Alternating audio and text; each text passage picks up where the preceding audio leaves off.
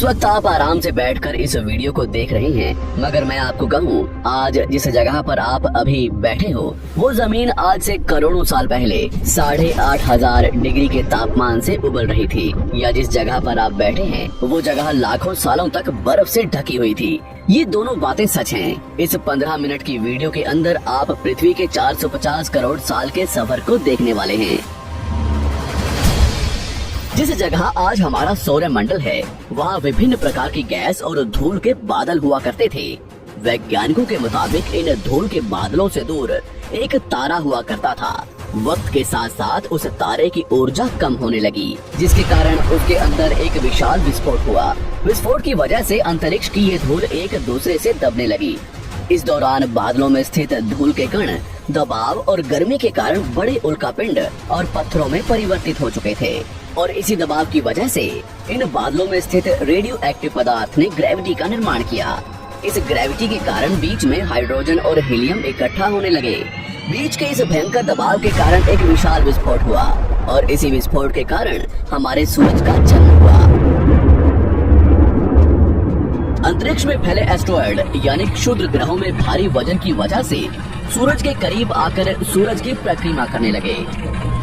धीरे धीरे इन्हीं एस्ट्रॉयड में भारी टकराव हुआ, जिसके फलस्वरूप मरकरी, विनस, अर्थ और मार्स जैसे ग्रहों का निर्माण हुआ।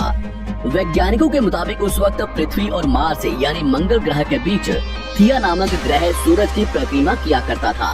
पृथ्वी पर ग्रेविटी होने की वजह से सूरज की परिक्रमा करने वाले एस्ट्रॉयड अब पृथ्वी की परिक्रमा करने लगे, और धीरे धीरे करोड़ों सालों तक ये पृथ्वी पर गिरते रहे। और ऐसी घटना हमारे पड़ोसी ग्रह थिया पर भी हो रही थी, जिसके कारण थिया पृथ्वी के और करीब आने लगा और आकर पृथ्वी से टकराया। इस भयंकर टकराव की वजह से पृथ्वी के हिस्से कणों के रूप में अंतरिक्ष में फैल गए और एक रिंग्स की तरह पृथ्वी की परिक्रमा करने लगे। इन्हीं परिक्रमा करते हुए कणों में टकराव होने लगा, जिसके कारण हमारे चांद का निर्माण हुआ। उस वक्त पृथ्वी पर सिर्फ एक ही समुद्र हुआ करता था, और वो था 1900 डिग्री सेल्सियस की तापमान पर उबलते हुए लाविका। उबल रही थी वो सारी चीजें जिसे आज आप अलग अलग नाम से जानते हैं। वक्त के साथ साथ पृथ्वी धीरे धीरे ठंडी हो रही थी, जिसके कारण पृथ्वी के भारी तत्व जैसे धातु और रेडियो एक्टिव पदार्थ पृथ्वी के केंद्र में जाकर इकट्ठा हो गए, और हल्के पदार्थ पृथ्वी की सतह पर आ गए। लाखों सालों तक पृथ्वी पर उल्कापिंडों की बरसात हुई, और इन गिरते हुए उल्कापिंडों में जमा था नमक, मिनरल्स और पानी। करोड़ों सालों तक इन उल्कापिंडों की बरसात होती रही, और धीरे धीरे पृथ्वी की ऊपरी सतह पानी से ढकने लगी। वैज्ञानिकों के मुताबिक यही वो वक्त था जब दूर गहरे पानी के अंदर निकलते ज्वालामुखियों से पहली बार सूक्ष्म जीवों का निर्माण हुआ। लाखों सालों बाद एक वक्त ऐसा आया जब पृथ्वी की पूरी सतह पानी से ढक चुकी थी। हमारी पृथ्वी के सबसे अंदर का कोर रेडियो एक्टिव पदार्थ से बने होने की वजह से हरदम गर्म होता रहता है, लेकिन जब भी पृथ्वी की ऊपरी जमीन ठंडी हो जाती है, तब पृथ्वी के अंदर की गर्मी बाहर नहीं निकल पाती, जिसके कारण ज्वालामुखियों का निर्माण होता है। और उस वक्त कुछ ऐसा ही हुआ।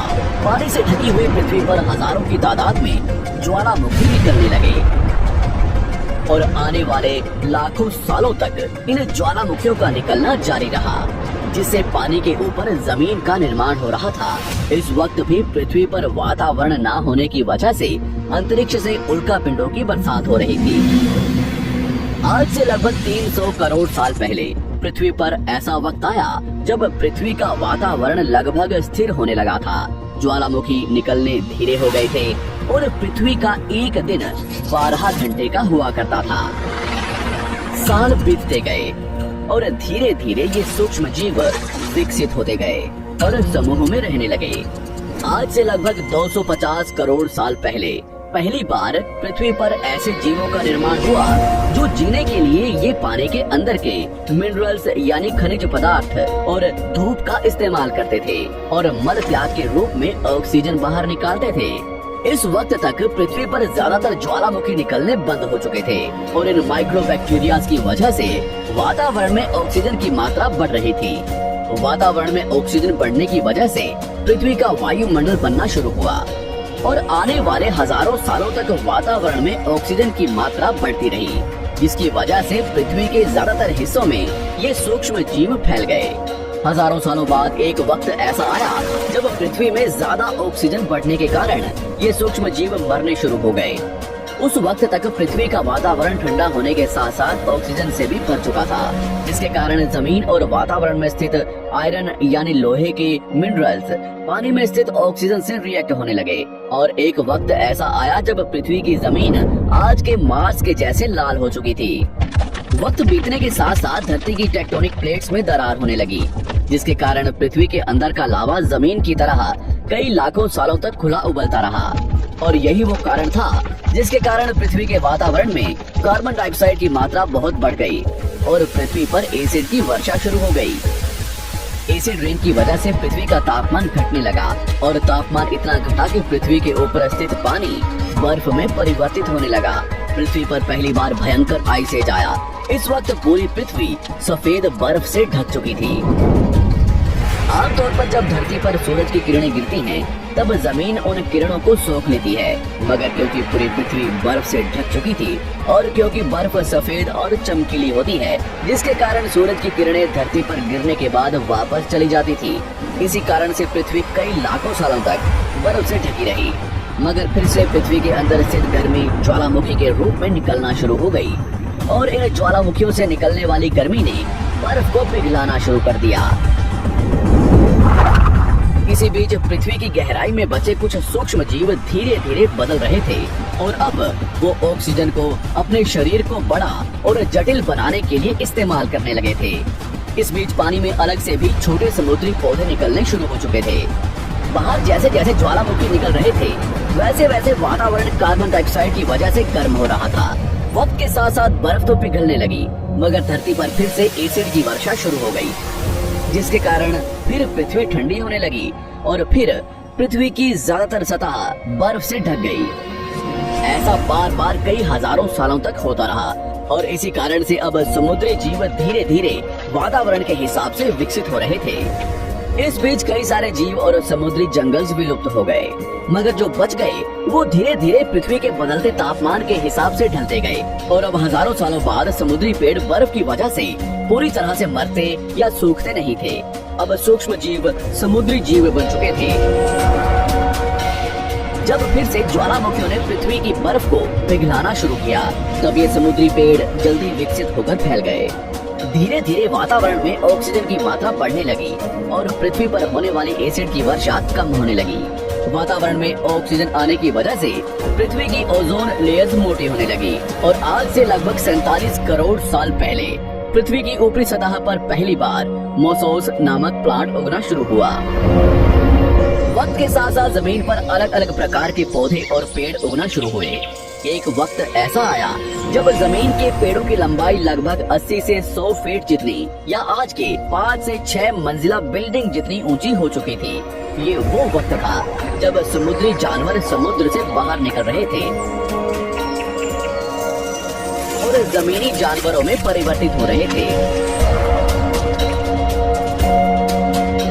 धरती की ज्यादातर जमीन एक जगह इकट्ठी हो चुकी थी, जिसे आज हम पैंजिया महाद्वीप के नाम से जानते हैं। पृथ्वी का वातावरण और तापमान लगभग स्थिर हो चुका था और अब करीब 21 से 23 घंटे का दिन हुआ करता था। अब समुद्री जीव पानी से बाहर रहने लगे थे और वातावरण के हिसाब से उनके शरीर का रंग रूप बदल रहा था। धीरे धीरे ये जमीनी जानवर डायनासोर्स में परिवर्तित हो गए। जिन डायनासोर्स ने पेड़ पौधे खाने शुरू कर दिए, उनका शरीर लंबा और विशाल रूप से विकसित होने लगा। कुछ डायनासोर्स शिकार किया करते थे, जिसके कारण वे छोटे और तेज होते चले गए।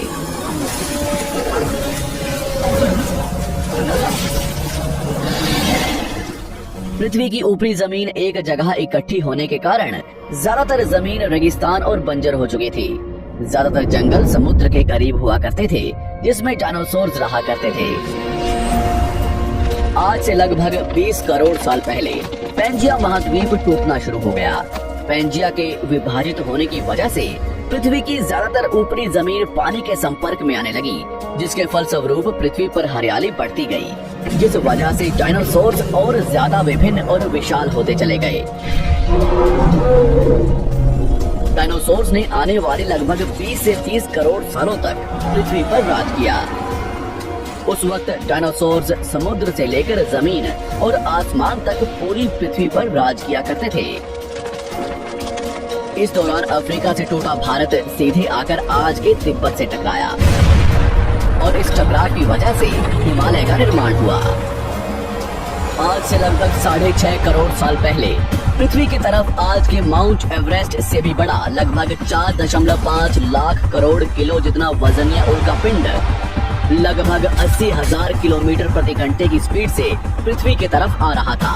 पृथ्वी की सतह को छूते ही उसमें भयंकर आग लगी और वो जलते हुए सीधा पृथ्वी से टकराया।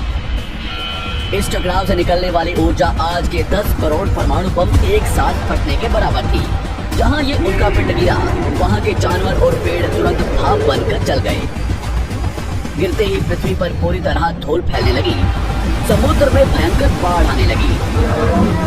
भूकंप और आग ने पृथ्वी को जलाना शुरू कर दिया।